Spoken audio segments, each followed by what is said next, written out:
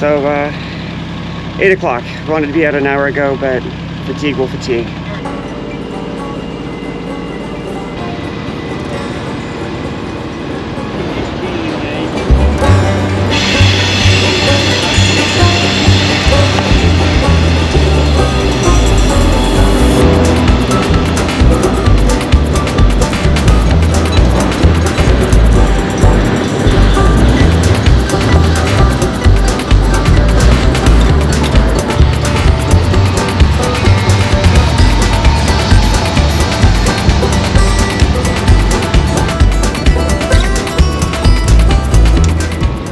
When you look at this kind of scenery, running down a river or down a canal, it is so gorgeous.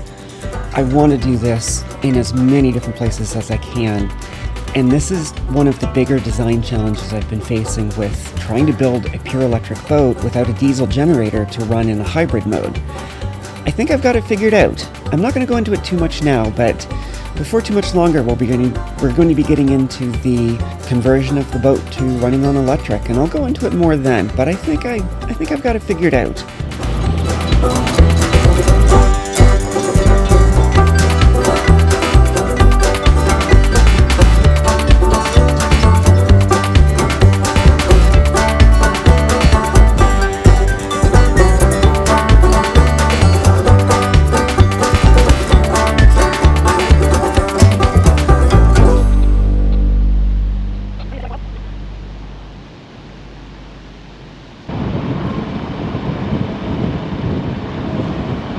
They're big uns.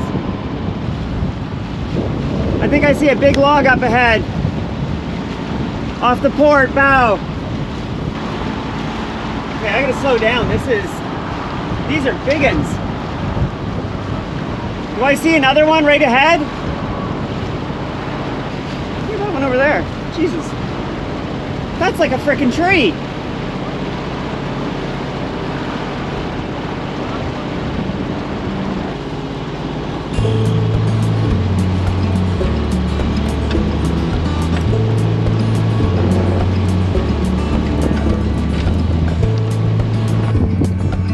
Hello everybody, in case you're wondering how the lock works, Canada, Erie, New York. At the sailboat out there is the digital birthday.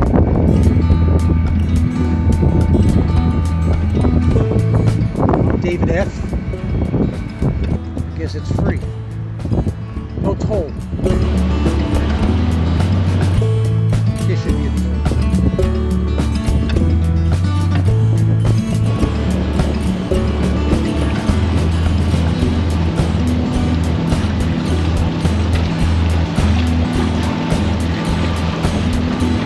Try to get the third one if I can. Go for fourth so I don't get the bumpers in that crack.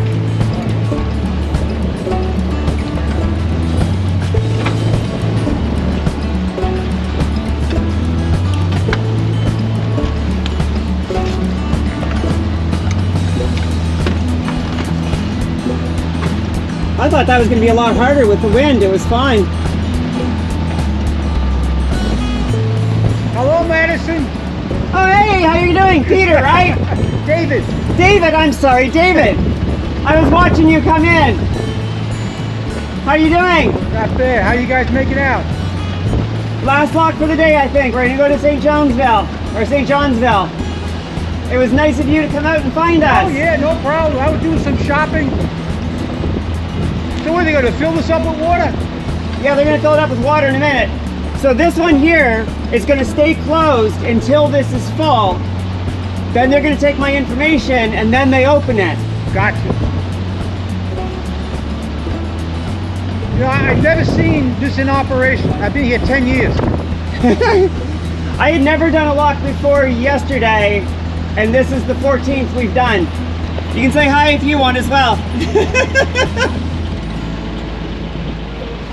I couldn't let you come through here without saying hello.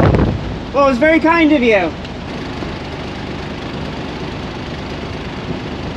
Hey, Colin, how long does it say to the next lock? 3.55 miles. Oh, so it's not that far at all then. No. So Originally, as I mentioned a couple videos ago, I was thinking of doing the whole trip as one video.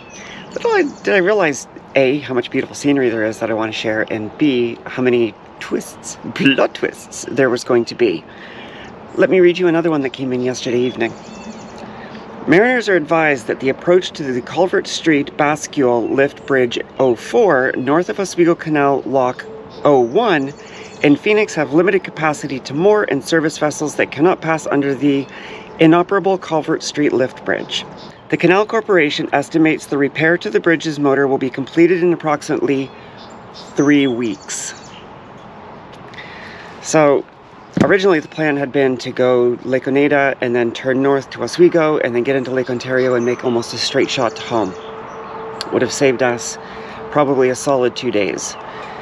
Unless there's some miracle between now and we reach the end of Oneida, we're going to be taking the long road after all, which I think is the 4th change of plans. Originally it was Oneida, then it was the full Erie, then when Matt bailed and Colin came on, it was the Oswego again, and now with the bridge down, we're back to doing the full Erie Canal.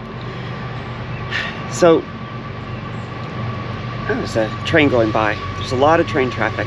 It's a gorgeous day today. It looks like it's going to be a nice day for the next couple of days. So we're about to set off, and I'm really hoping that, like the last video, this is just a nice, quiet passage video and I can show you some pretty scenery.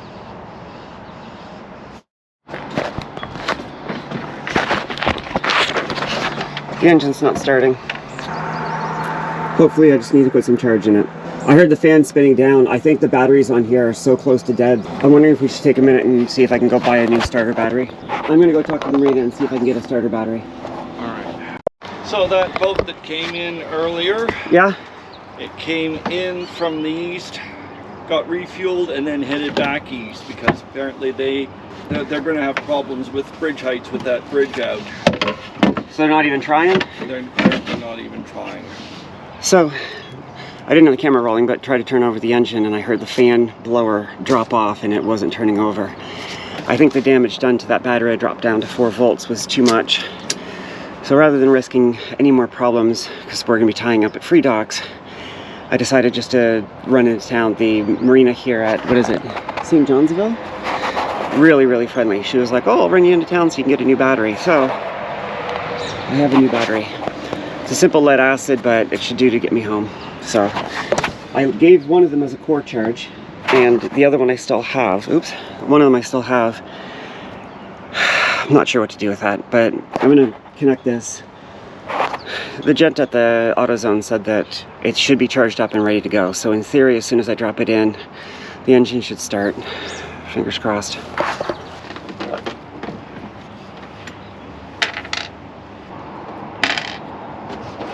It's getting warm.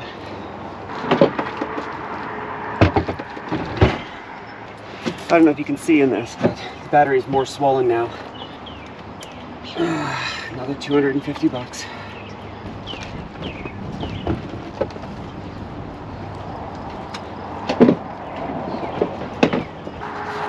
All right, let's see if she starts. Actually, no. Before I do that, I have to make sure that the charger is set up for lead acid. Oh shit! What kind of battery? I didn't know there's a difference between lead acid and flooded lead acid. We got a Duralast Gold battery. Let's see what that is. Duralast MDP DLG, or flooded dual-purpose marine battery. So I'm assuming that's flooded lead acid. 12-volt sealed lead acid are fully charged at around 12.89 volts. Configuration, battery settings, built-in presets. Normal, high. I don't know what that is. I'm gonna set it to normal. I'm gonna leave it at 15 amps just because it's easier on the wiring. Absorption is 14.8. Float is 13. That seems really high. Oh, Erie AGM Spiral, Gel Victron Deep, Gel Tubular Smart Lithium. No, which one is this? AGM Spiral, Gel, Tubular Plate Traction. I don't know what these are.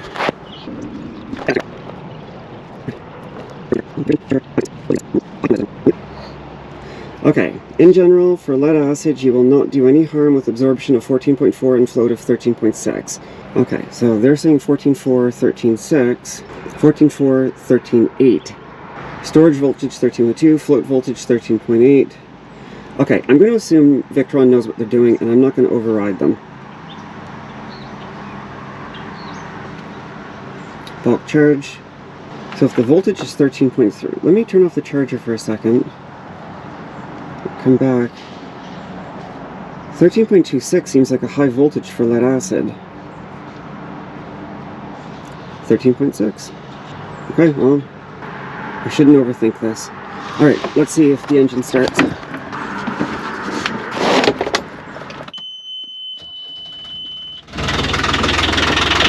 that was it. It was just the battery. Alright, I'll bring you back when we're ready to push off. I have some cleaning up to do. Alright, getting ready to cast off. Okay, this line's yours. Alright. Okay, we're good. You can pull the line off. That's fine. Just let it slide off. Yeah, alright.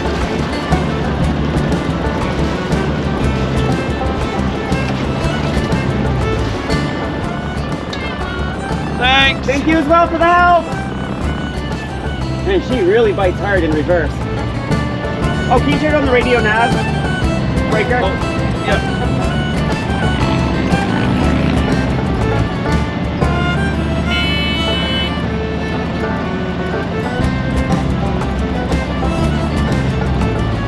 Alright. Okay, so 4 hours later than I wanted, but 7 o'clock would have been the ideal. 8 o'clock was the target, so 3 to 4 hours late. But we'll see where we are at, like, coming up on 5 p.m. And then we'll start thinking about where we're going to stop. right. Oh, there's trains up there, cabooses.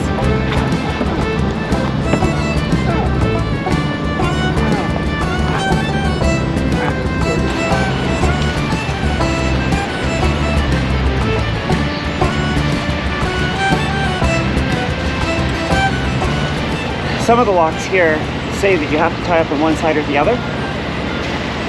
For example, the last one we were in, we had to tie up on the starboard side, which is the side we're still on. The next lock is a port side tie only.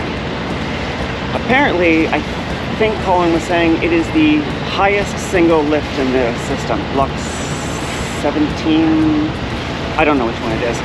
We didn't get out until 11 a.m. instead of, we were trying to aim to be out at 7 or 8. So we lost 3 or 4 hours, which is about 15 nautical miles of distance. So we don't know how far we're going to make it today, but we're going to push on until about 5-ish, and then we'll start seeing where the next place to stop is.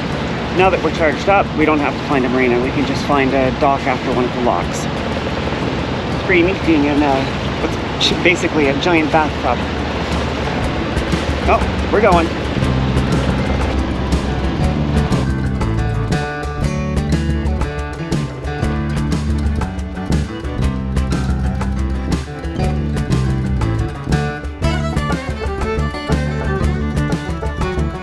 They seem to get slower as they fill towards the top of the lock, and I think that makes sense.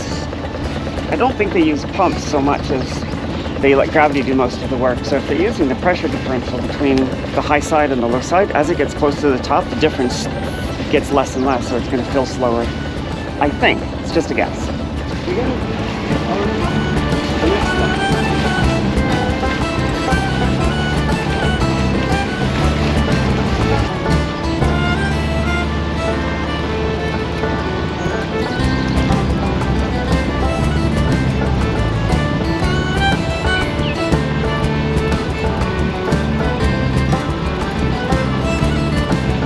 Guard gate seems to be what they call it.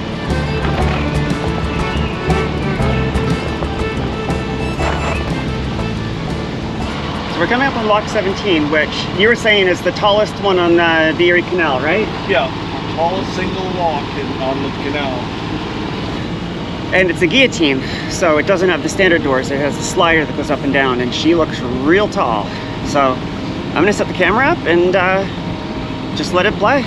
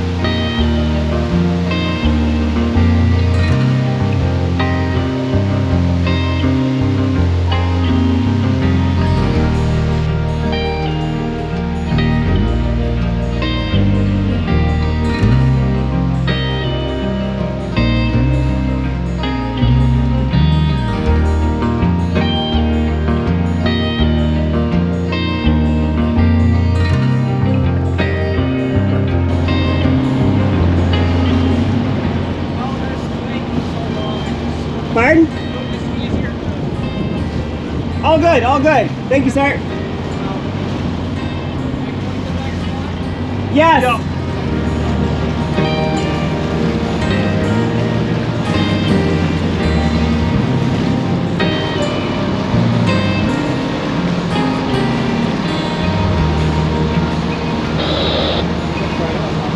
Hi, we'd like to give you a pass on your port side, if that's okay.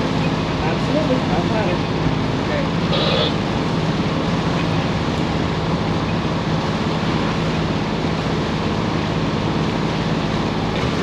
We're being passed, so hold on for a wait.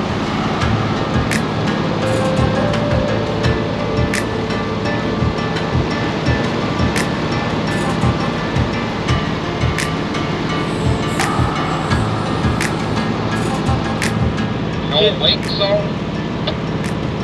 No wake zone. No wake zone. If you're in a hurry, take a jet.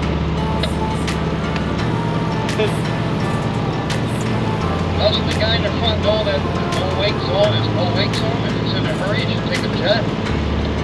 Where's the sign that says no wake? First of all, the canal system is 10 miles an hour from Metro. I'll show you 3 of them. Keep your crap up, I'll have the sheriff's department meet you in Brooklyn. We can't go 10 miles an hour this morning.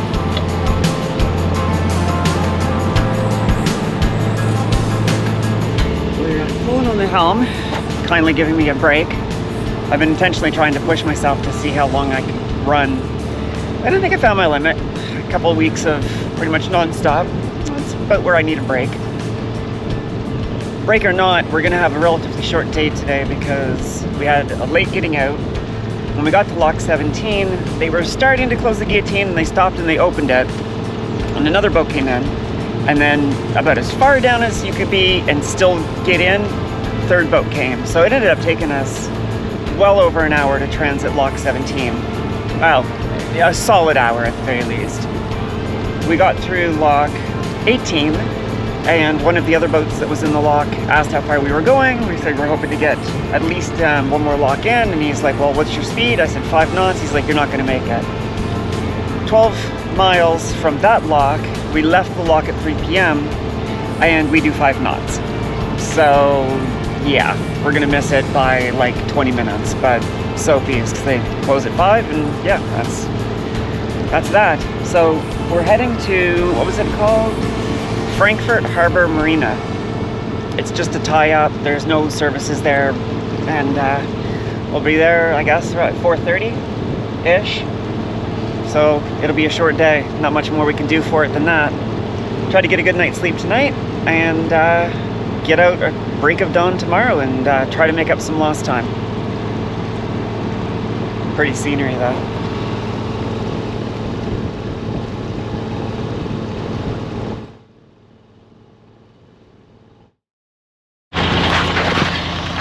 Trying to leave, and we're grounded. We're stuck on the ground.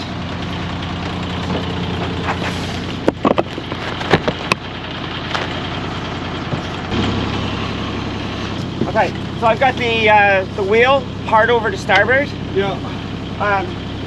Don't run it at full power for very long, but when I say give her, okay? If you start to pull away, don't worry about me. I'll worry about getting myself on the boat.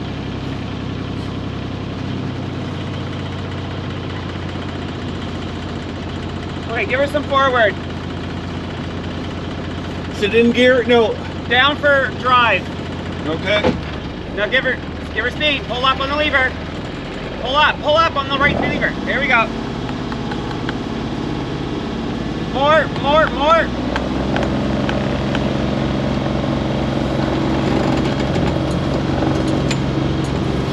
Get on.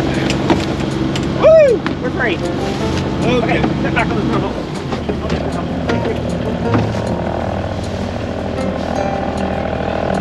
Yeah, my girl. The mud in the water. All right. So that's the second time we've touched ground. How many times did you touch ground? 3. Okay, so I got one more to match you. Well, not that I'm recommending, but... No.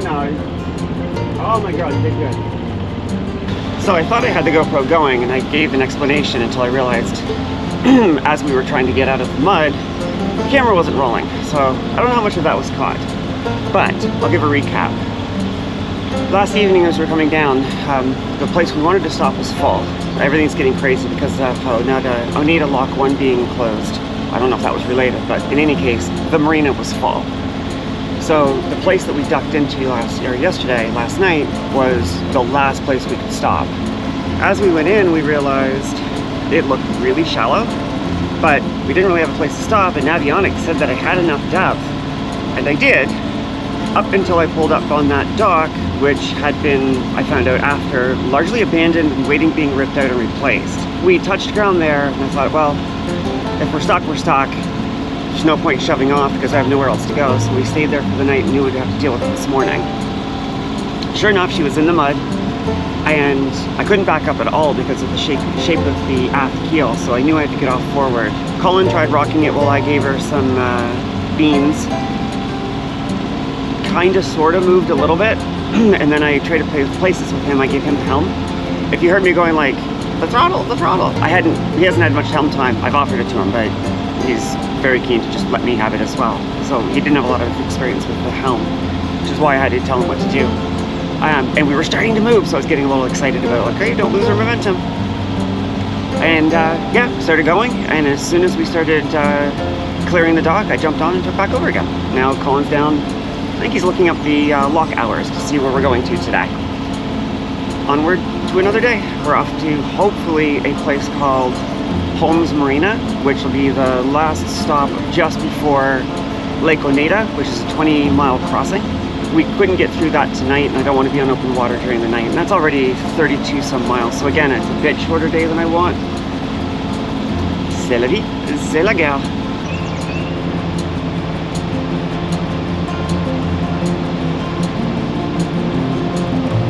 Coming up on Lock 19. Got a green light.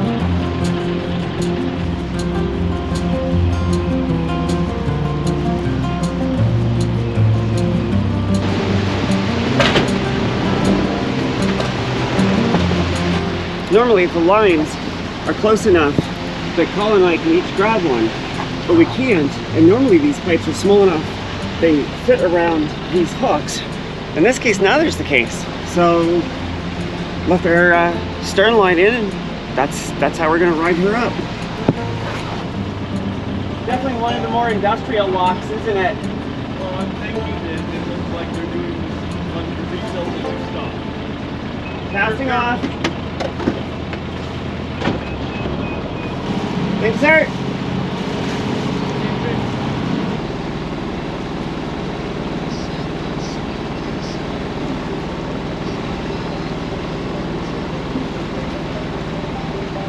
And that's why we don't run at night. Coming up on Utica.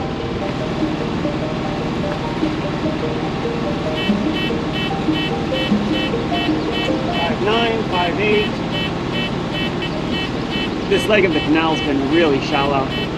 We actually hit something a short time ago.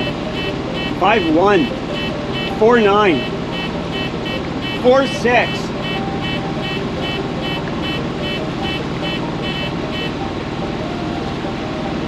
Eight. Okay. Well, we hit a troll. And by me hit it, I mean we actually touched it. Utica Historical Museum. See all the boats getting ready to dredge. 4'9", 4'7".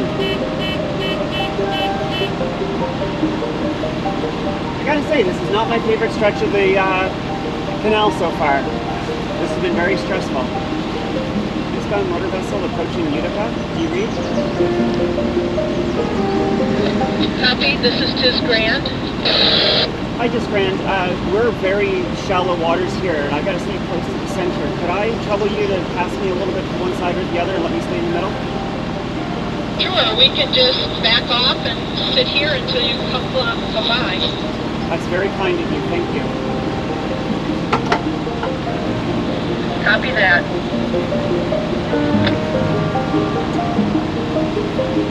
It's a very pretty boat. Looks like that tug is actually on the barge. Green propulsion project. Oh, it's electric. Neat. Hello. Hello. Where are you guys traveling from? From Chesapeake Bay to Lake Ontario. Thank you, sir. Hello. Hello.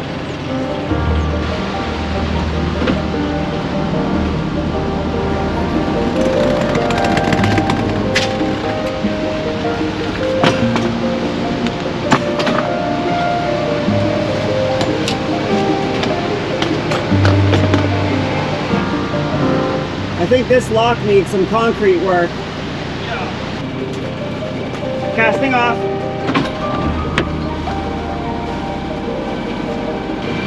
Next lock is 18 miles. Those adorable little tugs. They're so cute.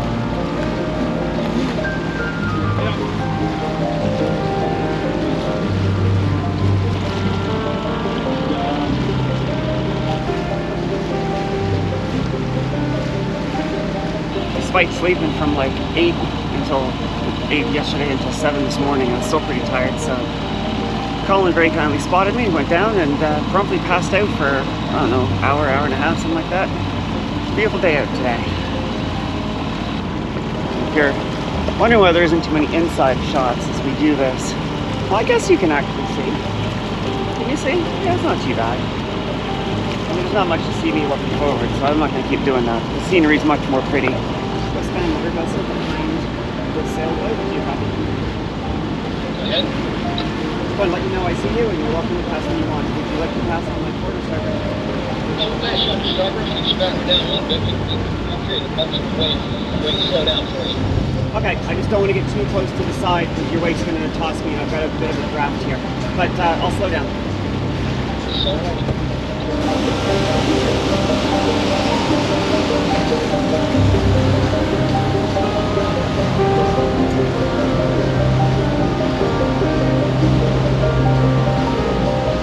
Some powerboats got ahead of us and we just missed lock 21, so now we're going to have to wait for it to cycle. Also, sounds like somebody's jamming channel 13 or holding it open. Anyways, we wait. Not sure if I mentioned while we're waiting here, but this is going to be our first lock going down. Was it just me or was someone holding open channel 13? I couldn't hear anything. I've been connected up for 2 days now. Oh, okay. Yeah, I don't know what's going on. Lock 21 to a vessel on the wall. Are you folks coming or are you staying overnight? Over. Well, this looks like it's going to be deciding for us that we're not crossing the lake. Not had a lot of luck with lock timing the last couple days.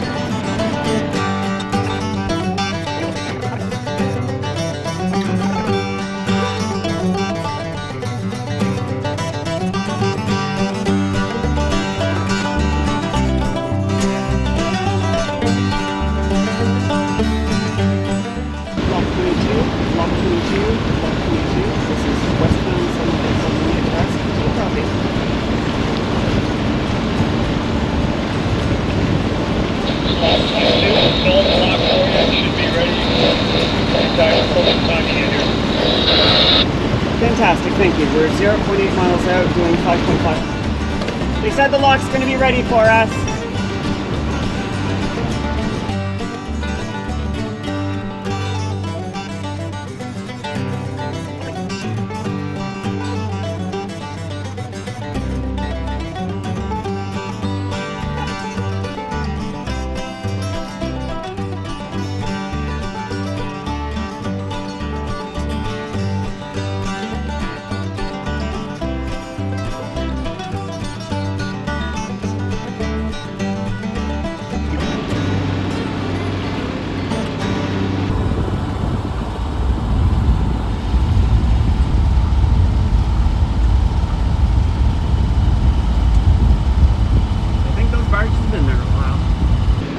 You know what?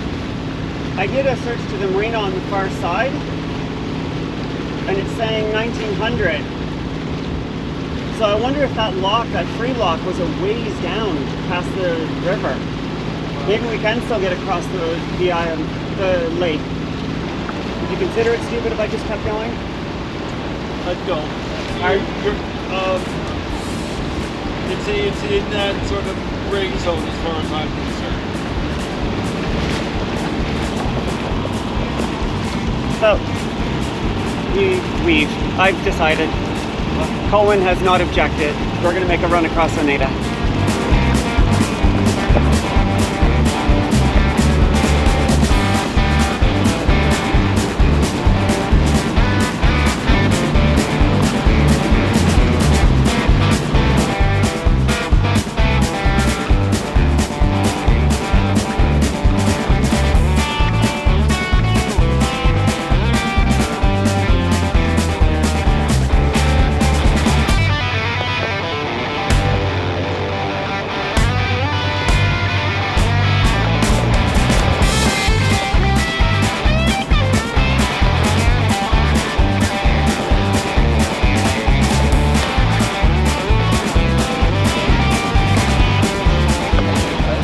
.1 nautical miles to go, 47.7 nautical miles done. We're almost to the other side of Lake Oneida. We're going to make a run for Lock 23, I think it is? Lock 23. Should be open till 10 p.m., so we should be able to tie up on the far side of the lock for the night. Lake Oneida behind us.